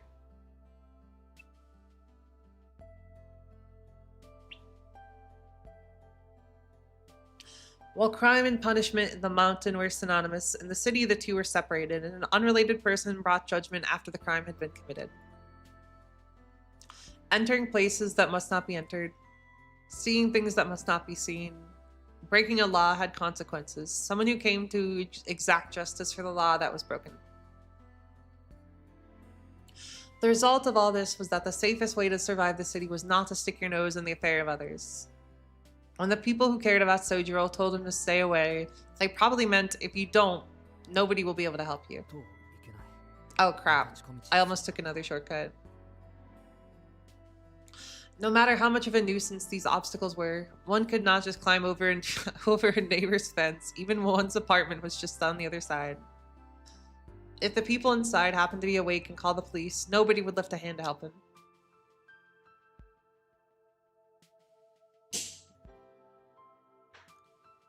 With his misguided view of the city, Sojiro once again ended his day in peace. Unable to fall asleep right away, he gazed out his window upon the night sky from the floor of his apartment. The cityscape had caused him to tremble in fear when he had first moved here. The convenience of solving almost any problem with the flip of a switch. The novelty of living a wall away from a complete stranger. It all disappeared into the night sky when he looked up. こんな空も Is this really the same sky? Unconsciously, he recalled his own words. What dim stars. What a cramped sky. Here, there were no starry nights. Could he even survive here? The same misgivings since his first night continued to haunt him. It is a big vibe. His eyelids fell shut. Though he was fraught with worry, Sojiro's body felt the fatigue from his work and studies, and thus he fell asleep. Damn. That was cool. I like that. These were very different. These were very different stories. We had like the funny, goofy work story. We had Aoko and Alice hanging out. We had the like pretty cool, I gotta say, action scene. And then we had like a whole ass day with Sojiro. That's pretty sick.